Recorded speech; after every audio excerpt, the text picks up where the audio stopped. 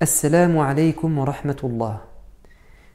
Le prophète de l'islam était sensible à la sensibilité des autres. Autrement dit, il cherchait d'abord à connaître leur fragilité, leur corde sensible, tout ce qui peut les déranger, et il évitait de les vexer. Que ces gens fassent partie de sa famille ou qu'ils fassent partie de son cercle d'amis. Il avait cette capacité de se mettre à la place des autres et aussi il ne supportait pas de mettre les gens dans une situation de souffrance, de malaise, de mal-être. Il évitait tout ce qui peut froisser, vexer le cœur des gens.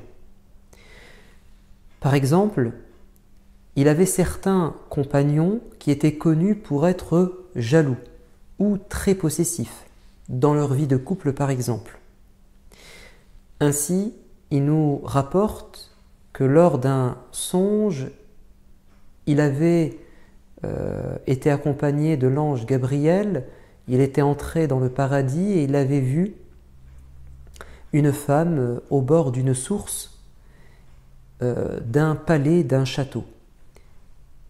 Et il a demandé à l'ange Gabriel à qui est ce château et qui est cette femme.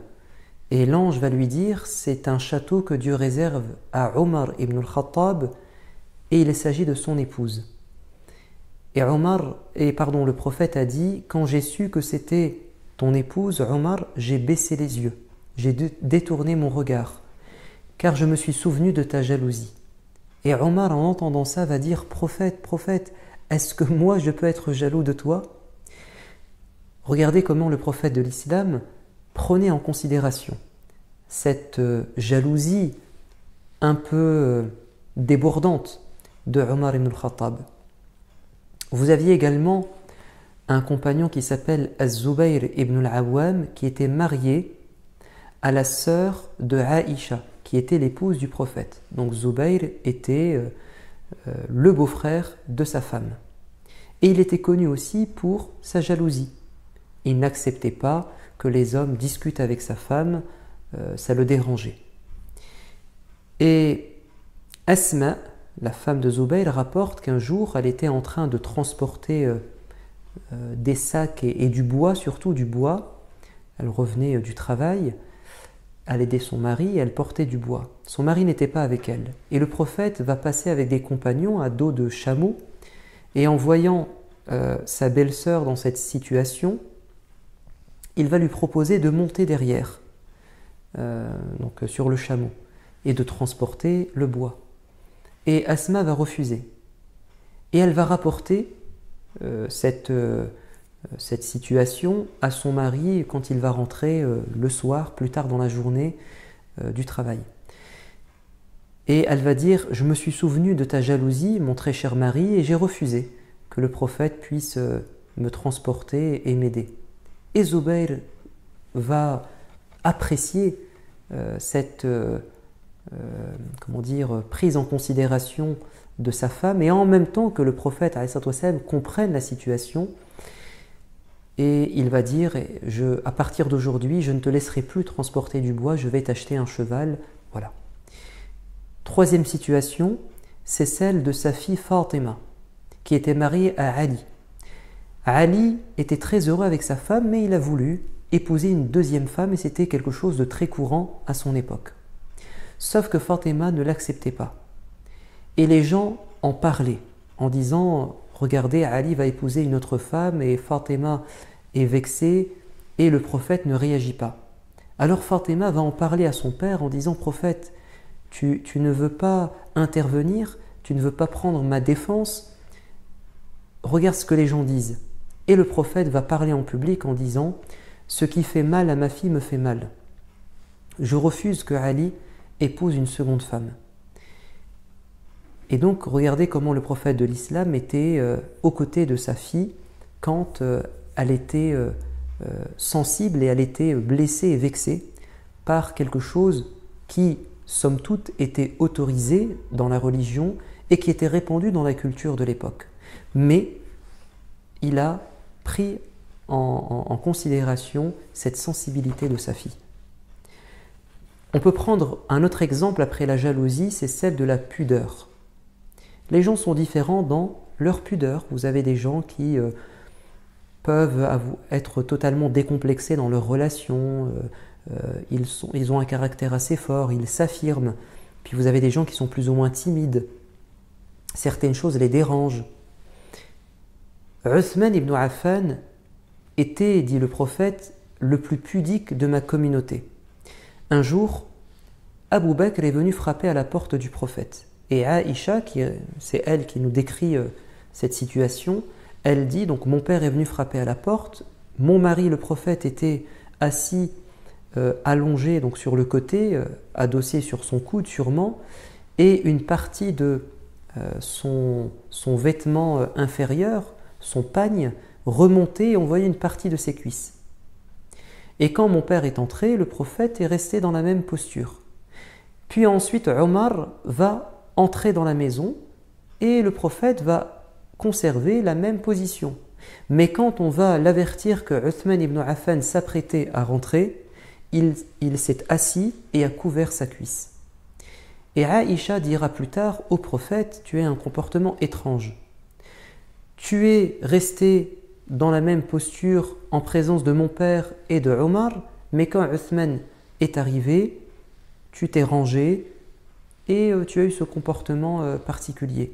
Il a dit oui, Uthman est très pudique, même les anges sont pudiques à ses côtés, ne serais-je pas moi-même pudique avec lui? Donc Omar et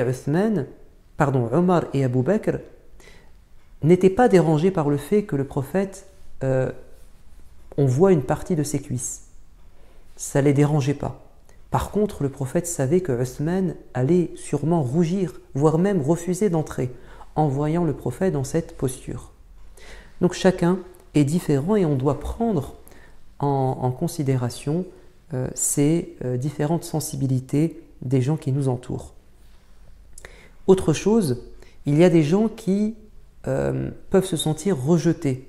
Ils peuvent être vexés si, par exemple, on ne leur adresse pas un message, un appel téléphonique, une invitation, on ne répond pas à leurs demandes. Par exemple, le messager de Dieu a été invité un jour à un repas. Et le prophète a dit, est-ce que tu acceptes que ma femme m'accompagne et que je vienne avec elle? Et le compagnon va dire, je refuse, je ne veux pas que ton épouse vienne. C'est son droit. Mais le prophète a dit, quant à moi, je refuse également de répondre présent à ton invitation. L'homme plus tard réitérera son invitation et le prophète mettra comme condition que sa femme l'accompagne. L'homme refusera de nouveau et le prophète ne viendra pas. Et la troisième fois, l'homme a fini par céder et dire oui, tu peux venir avec ta femme. Et Aïcha dit, nous sommes sortis de la maison en courant jusqu'à la maison de notre hôte en faisant la course. Pourquoi le prophète a refusé? Parce qu'il savait que Aïcha allait être dérangée si elle n'était pas invitée avec le prophète. Elle ne voulait pas que le prophète la quitte.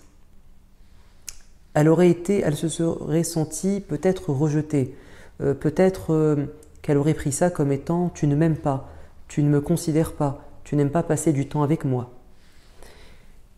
Vous avez aussi un autre cas de figure. Un homme est venu apporter au prophète alayhi salatu wassalam, un gibier qu'il avait chassé. Et le prophète a refusé d'en manger. L'homme a été vexé.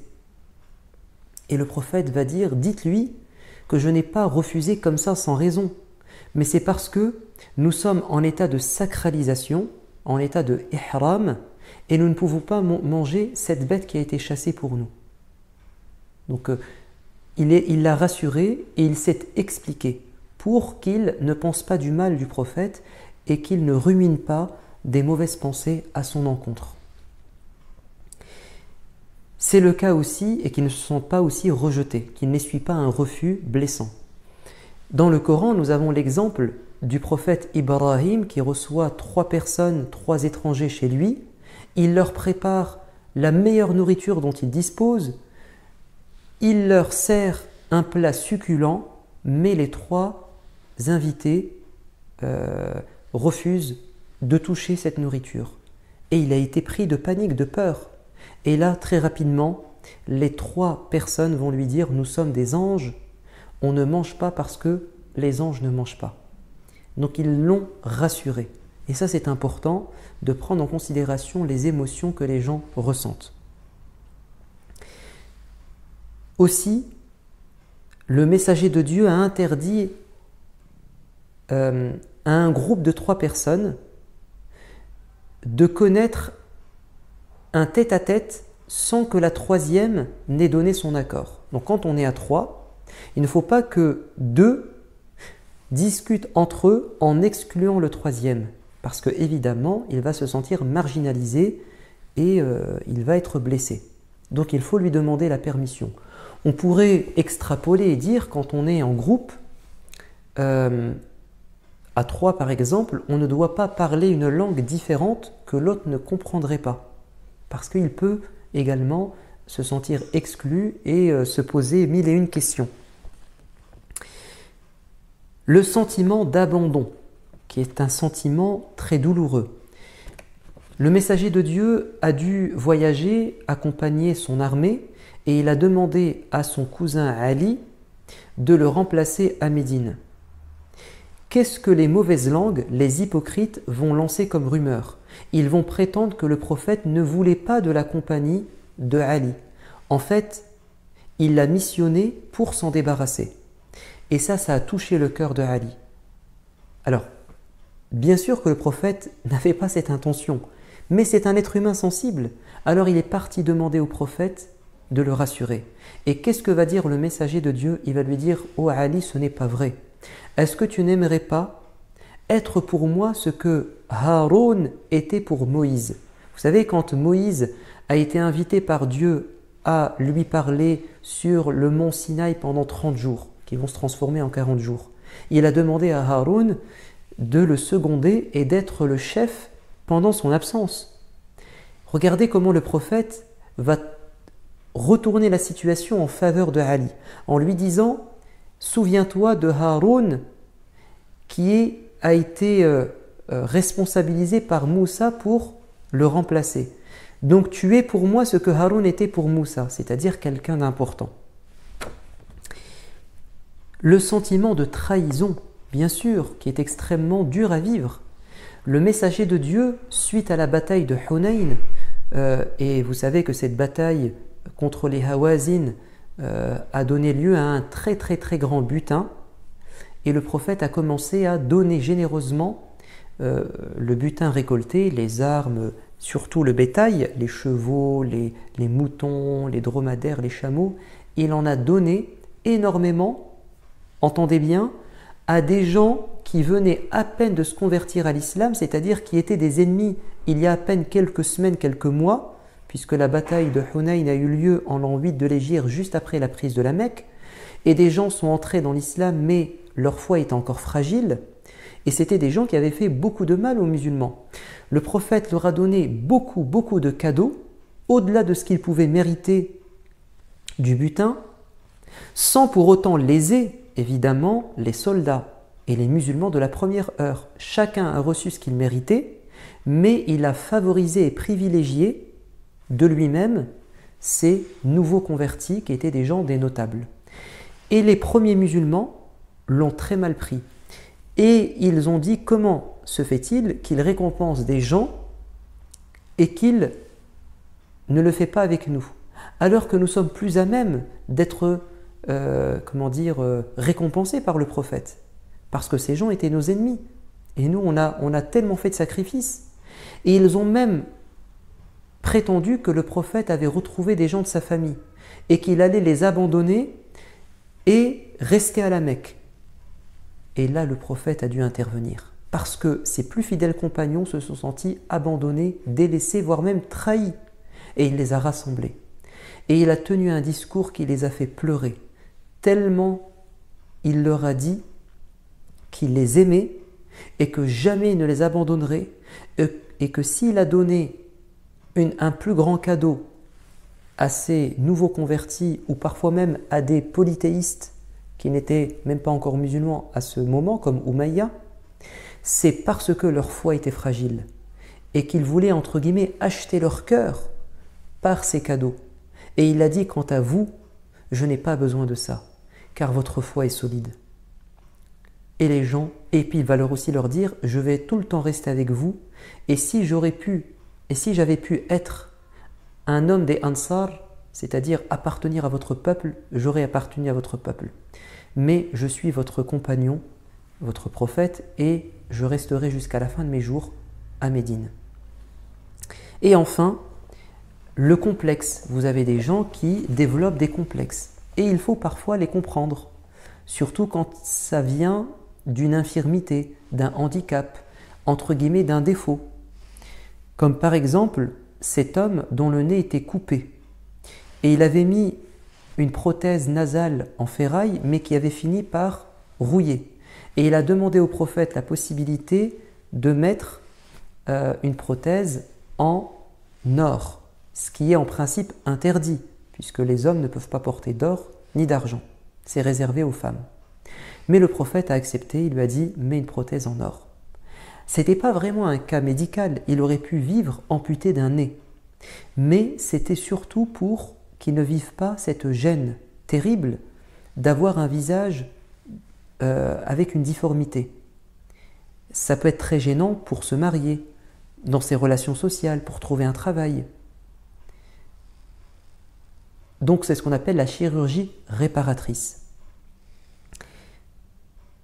Il a dit également, ne portez pas un regard insistant sur une personne qui a la lèpre, parce que ça va lui rappeler qu'il est différent des autres. Ça va le vexer. Il va se sentir complexé après cela. Voilà ce que je tenais à vous dire au sujet du cœur du prophète très sensible à la sensibilité des autres. Et ainsi, évidemment, nous devons être dans notre vie. Je vous dis à bientôt. Wassalamu alaikum wa rahmatullah.